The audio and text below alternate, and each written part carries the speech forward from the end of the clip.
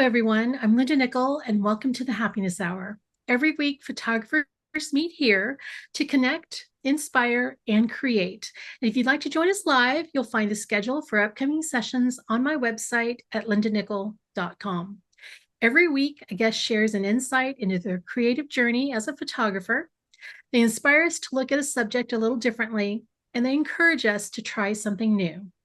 Tonight's guest is Don Simpson.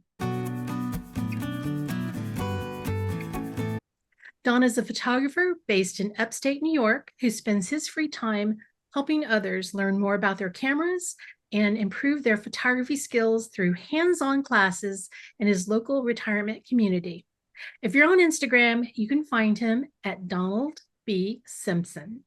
And in tonight's presentation, The Poetry Within, Don will share his approach to storytelling that enhances the visual experience of photograph by introducing backstories and feelings to create poetry in verse and photographic elements.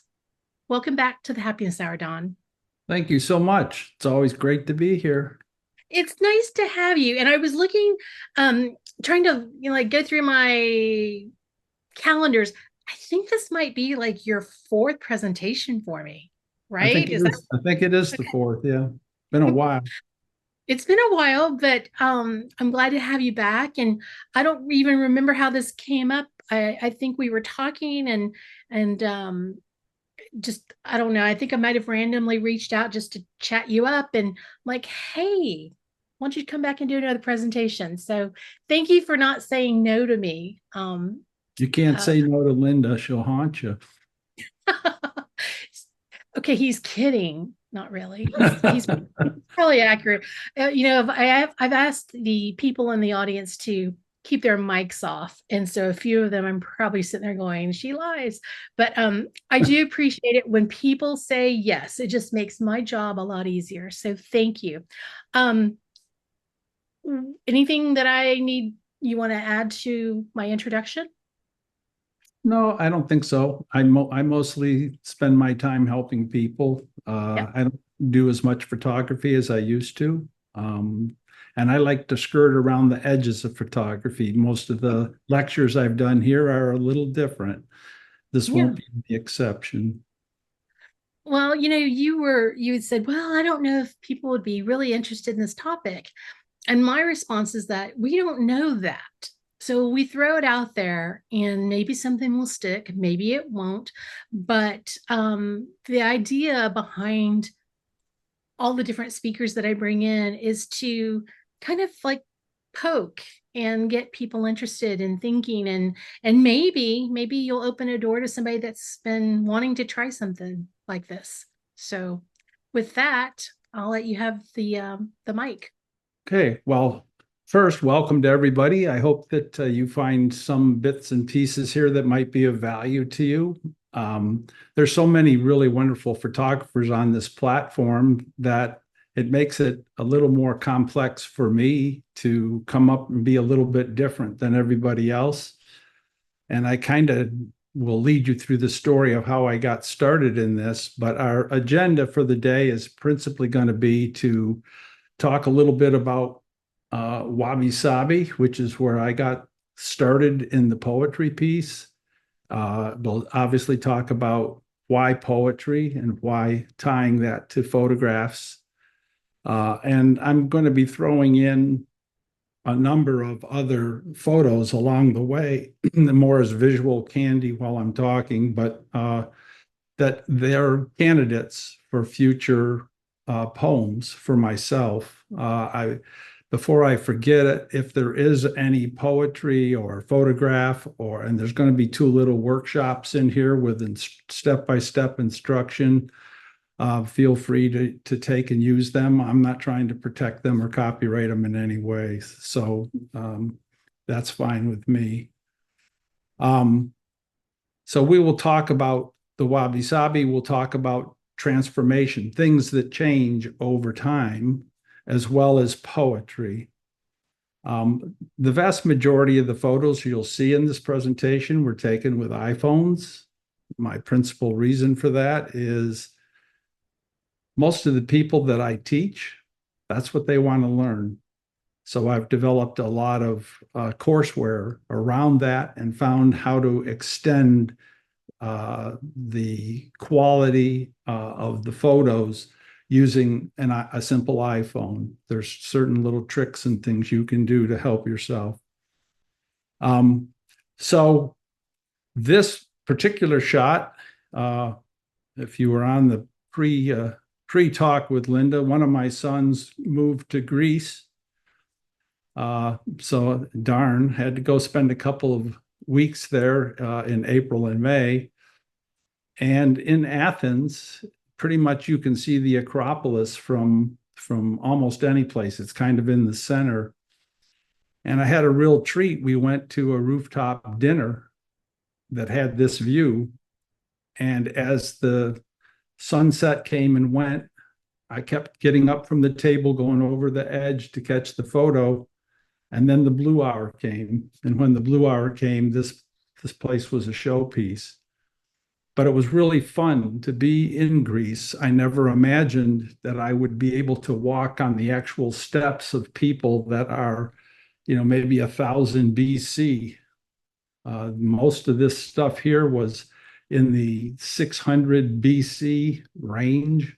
And I'm sitting there having dinner looking at this, and it's amazingly well kept up.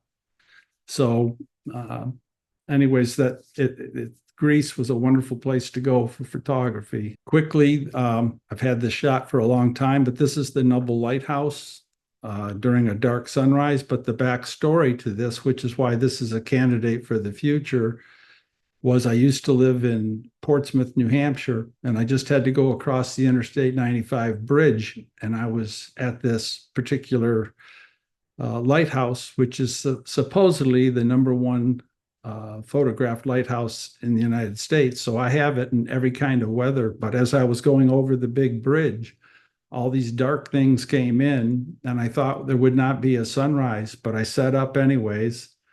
And it was supposed to come up at 6:30, and it wasn't up at 35 or 40 or 45. And so I was just getting ready to take my camera off the tripod when I saw a little glimmer of light and decided to hang in there.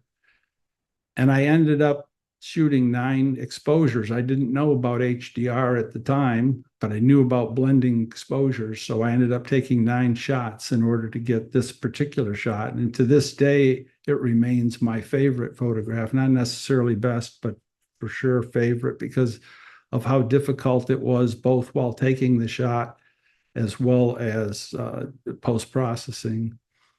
But one of the things that I like to label as the poet's and photographer's dilemma is I'm a little bit concerned about the creative arts, like photography and poetry and writing, that they might get consumed by artificial intelligence.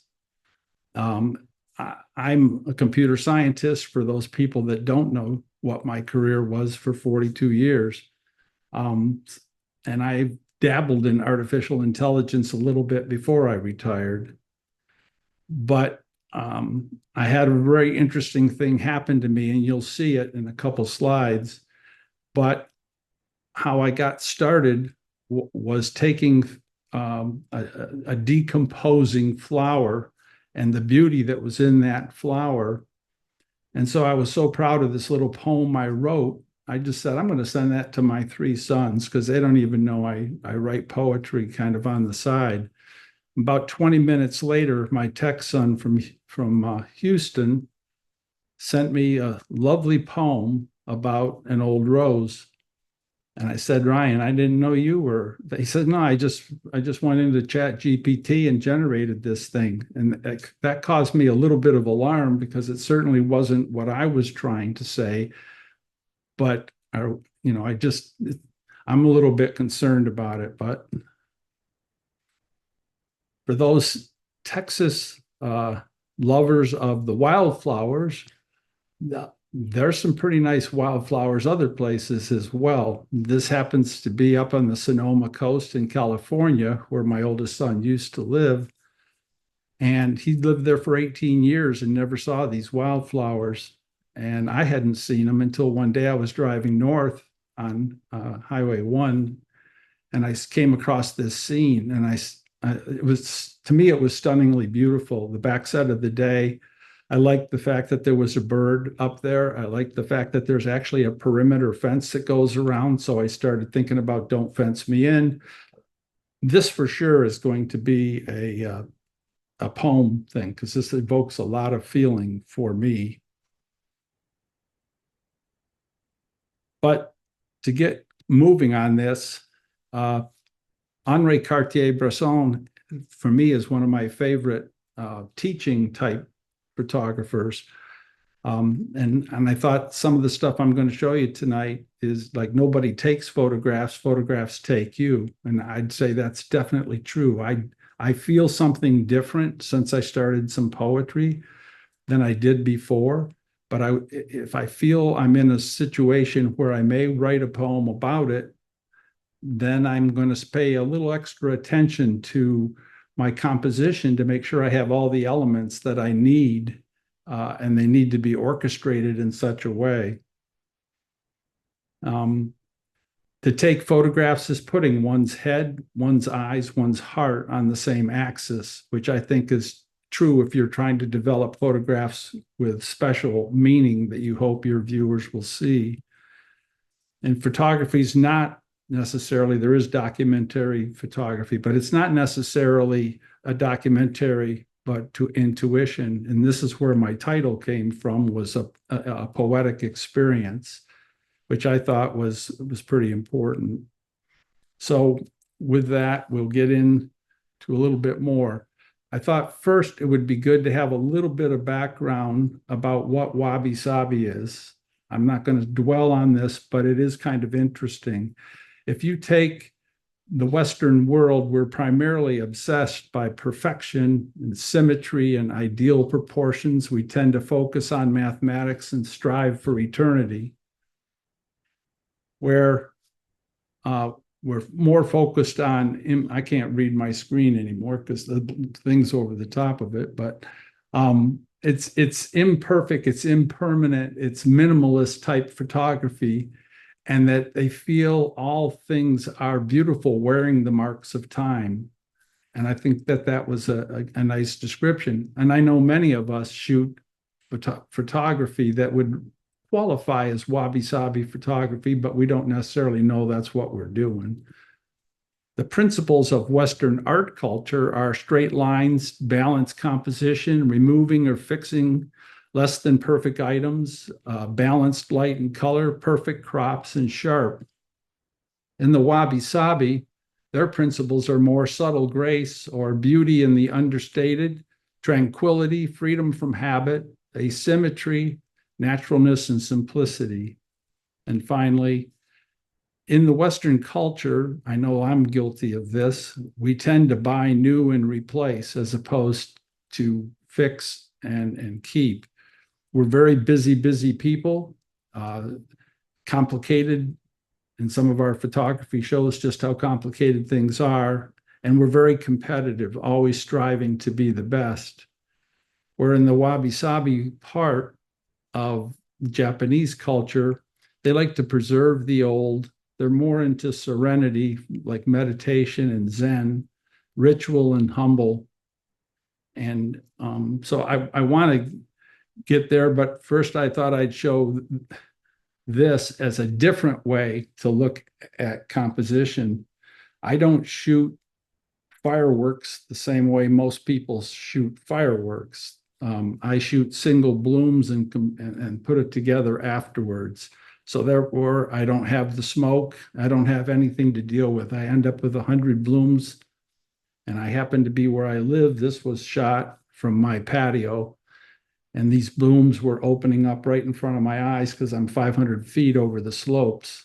And so you can still see the snow down there. But that's 9 photographs right there composed to make a nice, pleasing composition. So there's a technique I developed in Photoshop to do this, and to me it's very different. So getting started, first thing here is, this is from that same condo balcony in Wintergreen, Virginia, on the Blue Ridge. is a cloud inversion. It's like waking up in the morning and walking out on your patio and you're in an airplane above the clouds, and that happens quite a bit. So I just thought that was an interesting photo for this. So my first Wabi-Sabi poem type thing is called The Old Rose.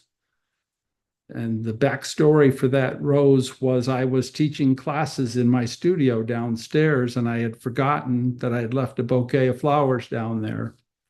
And I went down for the next class, and there they were. So I said, well, I got to take those up and throw them away because I brought some different ones for that class. And on the way up the stairs, I noticed this rose. And by the time I got to the top of the stairs, I already had a list of adjectives to describe it. And I decided, gee whiz, this kind of be cool. I've never written a poem in my life, but I've got some nice adjectives, so I think I'm going to try it. If you think about a rose, it's always got its petals facing up towards the sky. So I said, once I stood erect and tall, but now my chin begins to fall. My color red shone all around, but now it's fading and cannot be found. My leaves and stem once soft and green, but now they're stiff and barely seen. My beauty has faded quite a bit. I hope you'll look to see just some of it.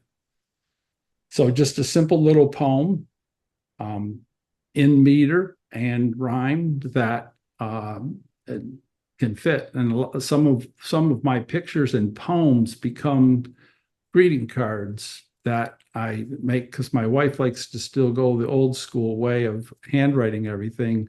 So I've developed techniques to be able to use both sides of the paper and all that kind of stuff. Let's hope these things stay up here to the top. The second one was from the next class that I purposely left the flowers to see what would happen to sunflowers if you left them unattended for a while. And when I first looked at this simple photo, I said, boy, the composition there is, I just nailed it for a story. And so I call it One Last Glimpse. Last night, my partner hung his head, no more light as we went to bed. As I awakened to this sad scene, I raised my head. Are my leaves still green? My petals are drooping. Is that yellow I see? Off in the distance, a meadow for me. One more glimpse before I say goodnight, for tomorrow I awaken to face my plight. I hope I provided beauty to all. I stood there erect and straight and tall. A smile I remember when I first arrived. A glimpse of beauty I did provide.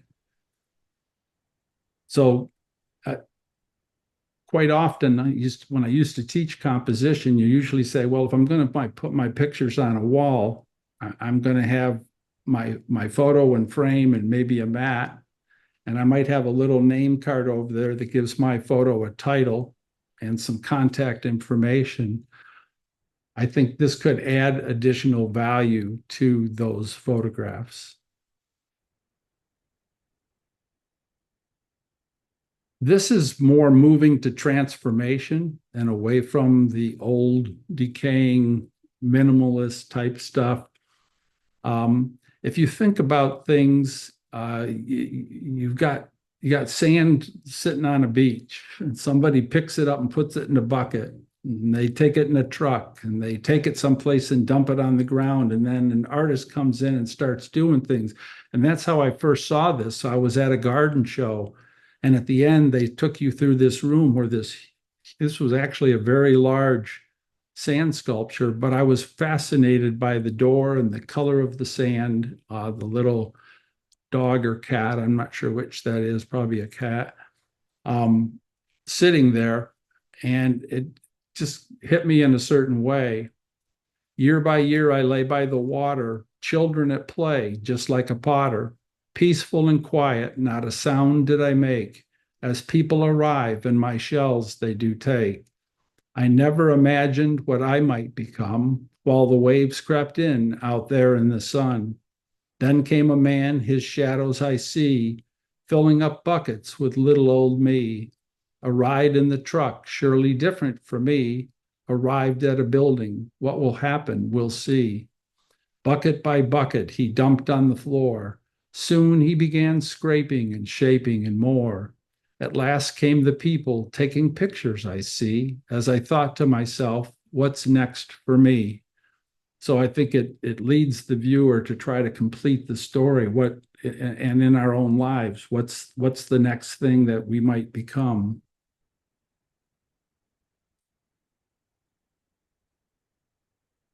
One of my favorite things to photograph are these old covered bridges. And I was at a wedding in Stratton, Vermont. And afterwards, a bunch of us decided we were going to climb up to the top of Stratton Mountain. About a third of the way up, lucky for me, this was there in the middle of the woods going up a mountain. I couldn't figure out for sure why. But I used the excuse to not climb the other 2/3 of the mountain because I wanted to take photographs of this beautiful. I just love the color, and you'll see in the poem all kinds of things about this that struck me of interest. And the way I like to think about this is imagine yourself in a horse and buggy, two people in the sleigh, or on a snowmobile, two people. You're going to go through this bridge. Throughout our lives, we face many bridges, but none so inviting as those old covered bridges. The old covered bridge with memories galore, almost the same as we chose each door. An evolving scene at the end of the tunnel, painted by nature and yet so subtle.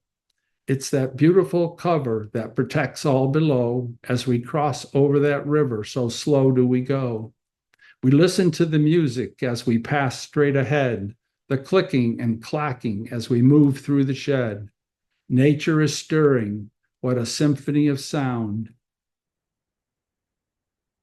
Lost my place. There we go.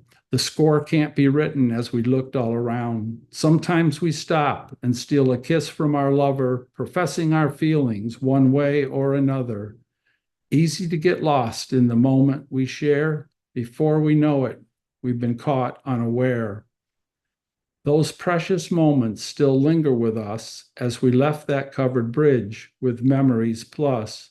Today, they still stand after hundreds of years. Thousands upon thousands have dared to cross here. Up here in the Northeast, there's a lot of covered bridges, and so it's becoming a favorite of mine to shoot.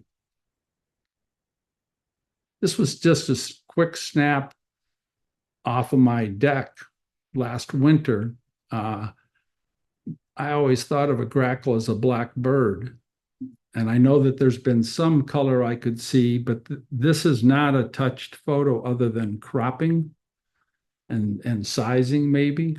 That's exactly what happened, which is what struck me about this bird. At first look, I appear to be black, but when the sun comes out, take a look at my back.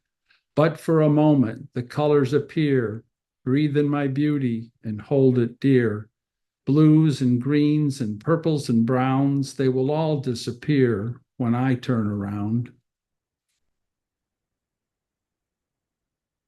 Right after this poem, we'll do a brief workshop on, I'm going to just work the ice part of this, but I call it submerged flowers. I can be dunked in water or frozen in ice, but either way, I think I'll look nice. Why, oh, why am I upside down? That's why everyone looks at me with a frown. Orientation's not important to me. I shivered and shook and I couldn't get free. My wish is that we are accepted as is. Everything else is none of their biz.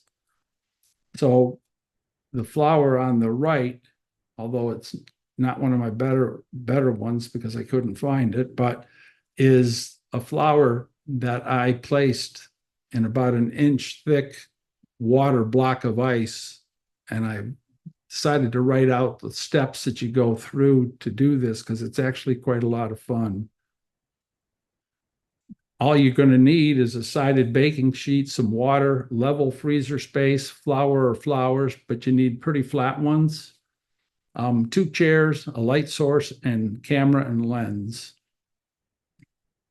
The setup is this is actually pretty key to do it this way. Most people that I've seen do it in one step, but I found 3 steps works better. You place about an 1/8 inch deep in a sided baking sheet and freeze overnight. The next day, you place flowers on the frozen water in a desired composition and add enough water to cover the flowers and freeze again. And then place more water the next day to cover the baking sheet and freeze overnight. You'll start to notice cracks and smudges in the ice because when you put unfrozen water on top of frozen water, it begins to crack and do all kinds of things. So you can get some really interesting effects. Or you also could put things like inks or food coloring or all kinds of different things that you could do with this. And it's actually quite fun. To take the photo, you just have to place the chairs facing each other far enough apart so that you can straddle the ice between them. You put a light source on the floor directly below, but facing up, and note that the light source should not be too bright. Carefully remove the ice block from the baking sheet and set one side of the ice block on each chair using your camera set to ISO 100, aperture f8, and shutter 1/160. Compose your shot from above. Take the photo, and then you can adjust the camera and lighting and reshoot until you're satisfied. You can do some really fun things with this.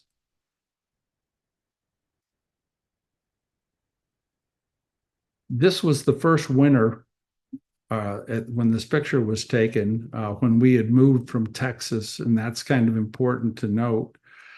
It was the first snowfall, about 8 inches of snow. And the way my house is architected, the lower level of the house is actually above grade to these big picture windows. So you get some very interesting shots of different little critters around your house and a lot of the flora that we've planted around our house. This is an old hydrangea that we decided to just let it go through the winter and see what happens to it.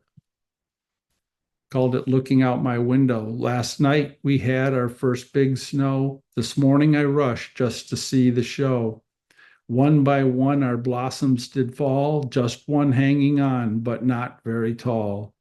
Our stems now colored against the snow. What a beautiful, pretty sight, all stood in a row. It must be cold because I see some frost, and I thought for a second, maybe I'm lost. Later that day, the sun did come out, and the snow began melting without a doubt. The white of the snow sparkled like glass, a spot in the distance, and it looks like grass. For those of you that have been in snow, that's usually what happens on the first snow. My kids thought it would be fun for me to have a bonsai tree, so I was every time you turn that just a little bit, the artwork changes pretty dramatically on this. So I just called it my bonsai. Bonsai, bonsai, what a view. I could sit here all day just looking at you. At first, you looked like a crooked old weed. The longer I look, the more beauty I see. Patience and care it certainly took. Nature stepped in, wasn't found in a book. Each twist and turn a dance it did seem, music I heard, and it wasn't a dream. How long did it take to nurture this tree? Snip by snip, the artist did plea. A lifetime of love I will certainly try. That's why I call it my bonsai. It's dead. I didn't do too good. There's a little lesson after this particular photo as well. I called it Wildflowers at Night. Shouldn't these flowers sleep at night? Seem to resist it with all their might. Must be a full moon shining so bright as the stars are twinkling with pure delight. Even a ladybug pops out its head, wondering what's happening just before bed. The flowers are beautiful and oh so bright, as if each blossom is painted by light. Obviously, That's a sculpture. But I thought it was a good introduction to studio light painting. So that would be the second lesson. You basically, I'm not sure how many people are familiar with light painting. I like to do landscape light painting as well. But this one's easy to do. And I have fun with these kinds of things during the winter season. But if you have a room like a bedroom that can be made dark, I use an absorbent cloth, black cloth of velvet.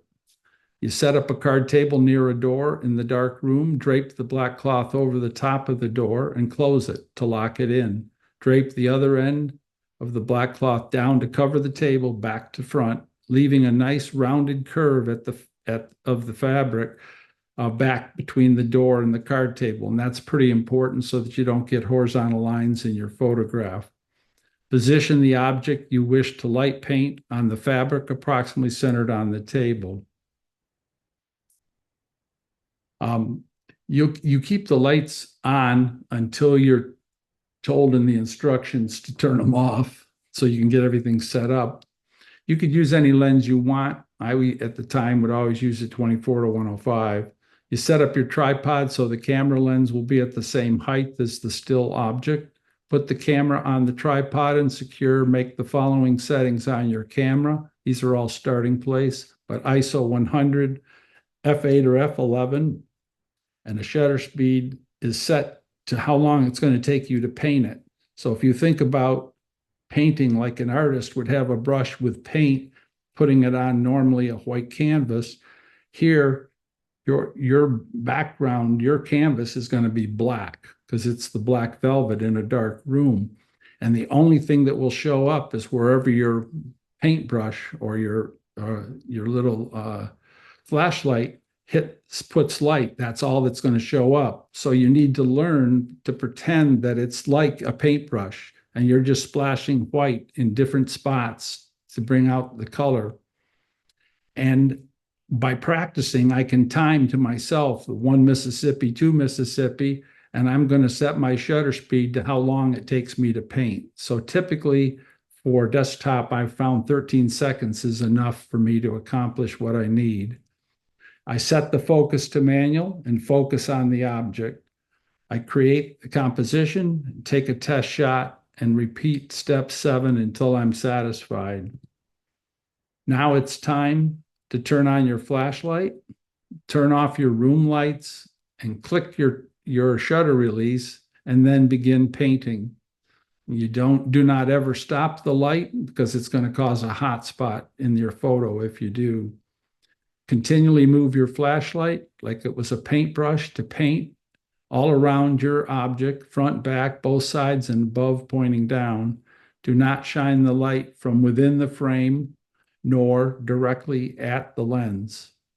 After shutter release, review your photo, make whatever adjustments you need to make, and repeat the steps until you get what you want. You can do some pretty amazing work with this. And if you learn this technique, it's not that big a step to go to landscape light painting as well. The backstory, this is that same condo patio. For 3 years that we owned it, I took sunrises every single day that we were there and got some pretty interesting ones, but a lot of variety that I could do from that patio. One morning I awakened to this beautiful sight. Suddenly a storm rolled in with a fright.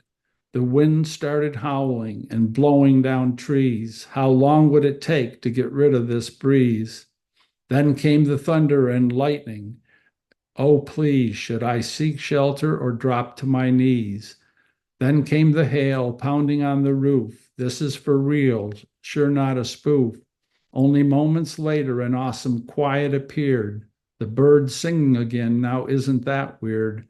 Mountain ridges displayed such a beautiful sight. The sun looked down and everything seemed right. This was actually waking up in the morning and there was a big storm that came through, and this is what happened afterwards. It was very beautiful. And then moving down the coast of California below San Francisco to Sereno del Mar. I was taken by this photo because there was a storm, as you can see in the top right, clearing from the Pacific Ocean. And it just struck me as if almost elements were being placed out there with the beautiful white and some reflections in the sand. So I called it With God's Paintbrush. As the waves roll in, the storms are pushed away, the sun will be shining most any day.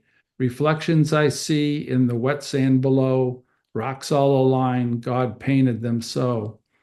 The waves crash in, then return to the sea, sculpting the landscape, and it's all done for free.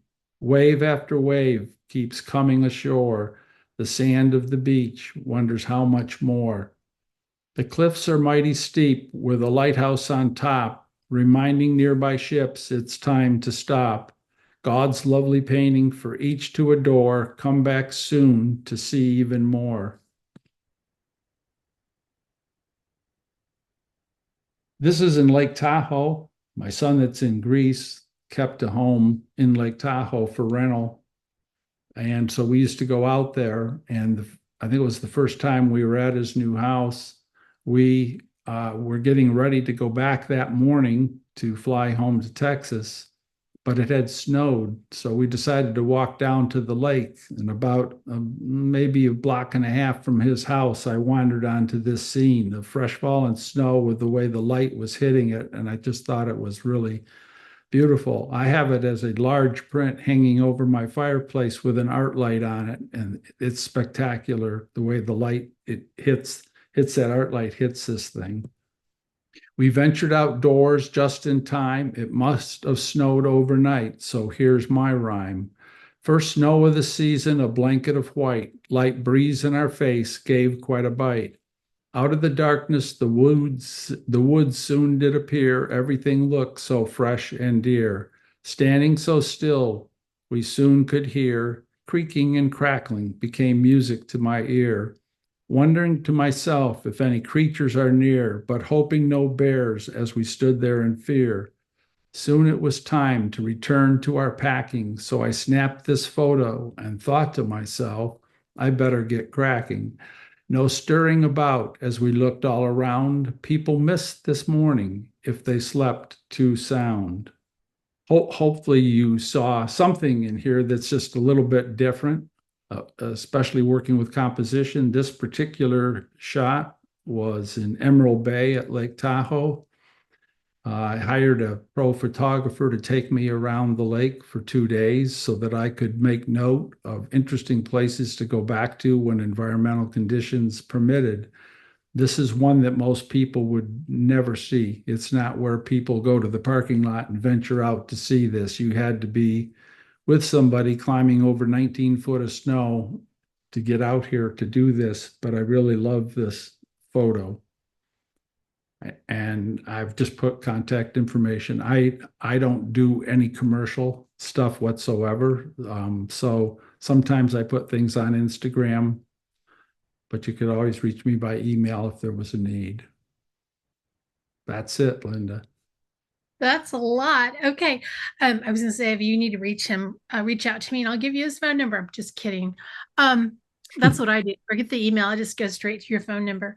Let me ask you to take down your screen and I'm just gonna peek. I didn't see any questions, but there are two comments that I want to read because I want them on the record. All right. There are two comments. Oh, wait a minute. Yeah. Okay. So there are two comments in here that I want to just include. So we have it here. One is from Kathy, and she says, the poems make the photos 3D, and I feel like I'm standing in the center of your world. I thought that was a beautiful statement, Kathy. Yeah, And it's very, very true. Some of these photos came alive and you put us right there next to you.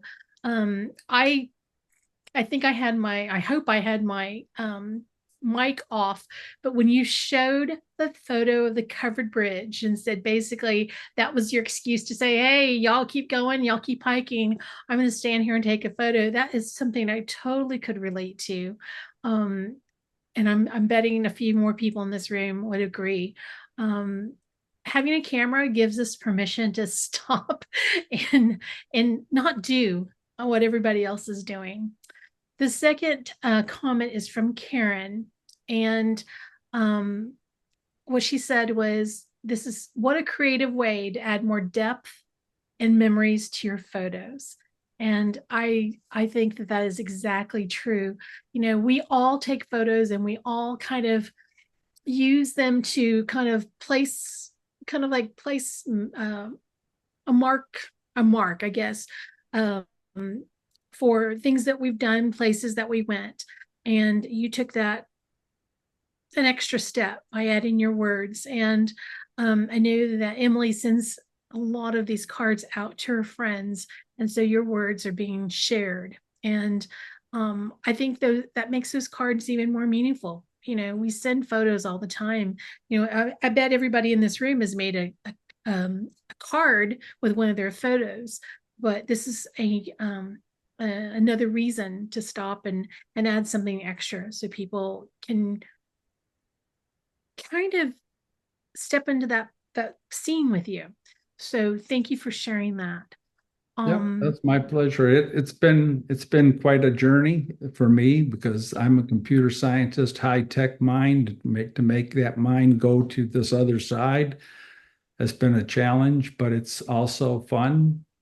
And when I shared my first poem with one of my classes here, the old rose, the four of the ladies, I think I had 8 people in the class at that time, wanted that poem right off the bat because they could see themselves. You know, we're senior citizens here. They could see themselves in that old rose, and they were taken by that. And that caught me completely off guard because I just thought I was having some fun. well, you know, sometimes words resonate with people and you won't even know that you've touched them the way that you have. Okay, there is one question in here, and I definitely will ask this for Janet. Um, any suggestions on how to get the ice out of the baking sheet without breaking it? Got any tips for her? Sure. Well, there's a couple different ways. You can actually use some spray lubricant on the tray before you put the water in. But I have found if you take the sided baking dish out and you just kind of twist an opposite corner, top and bottom like this a little bit, it pops right out. I've never had one break on me for any reason. They last quite a long time because it's about an inch thick of ice. So you can do all kinds of shooting with it. But it's fun. You know, it takes 3 days to get it to be ice, but it's a different way to present things. So that's what I always look for, something, a different way to do something. Janet wants to know, just a second part of that question. How big is your baking sheet? Oh boy, I've never measured it. I don't know sizes of baking sheets. It's not the biggest one we have, but Okay. it's pretty good size. But it that's the beauty of the approach. If it fits in your freezer, it doesn't matter what size it is because you're just There you go. balancing it on 2 chairs. So, and then you can freehand, or if you want and you have the right kind of tripod, you can just hang the tripod right over and shoot down. It's not that dissimilar than doing another form of light painting. I took classes from a guy in Virginia, and I have a light panel, and you can put translucent flowers on that and shoot straight down on it. This one's now going to take light from below and shine it through the members. Um, and unfortunately, the really nice photo I had, I think I lost in my move up here to New York. So that was the only one I had. So it doesn't show as beautiful as it really is. All right, I'm not seeing any other questions, so it's up to me to say thank you, sir, for coming and doing another presentation for this group. I really enjoyed it. I kind of feel like I cheated because I saw we kind of went through a little bit of your presentation a couple of weeks ago when we were doing our little tech check. So you hadn't finished filling in all the slides. So I think I get to say I was right. I'm glad you added those extra pictures because they were just pretty. And you've been to places. I mean, the place in it was the last beach picture. I'm texting a friend asking her, "Do you know where this is? Because this is where we're going next." God's Um, paintbrush or the one it was at Lake it was Tahoe? the no, it was in California. Okay. Uh, Yeah, yeah, this one something. here. I don't know. It was Yeah. down south of San Jose on Route 1. Yeah. I'm gonna need the name of that because my friend lives in San Jose.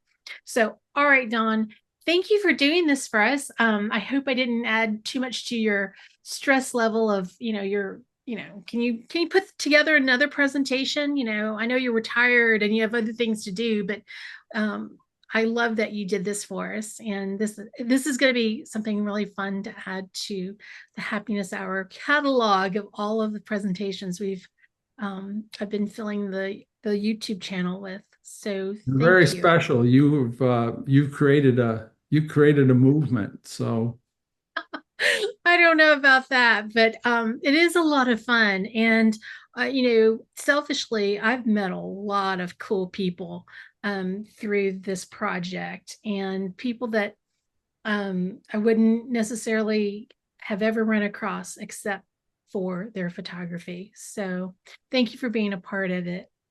all All right. right. Thank All you. right. You're welcome. All right. Next week, Egidio Littell will be here to share his presentation, My Texas Playground. Until next time, go out and create something beautiful. And I hope that we see you again soon.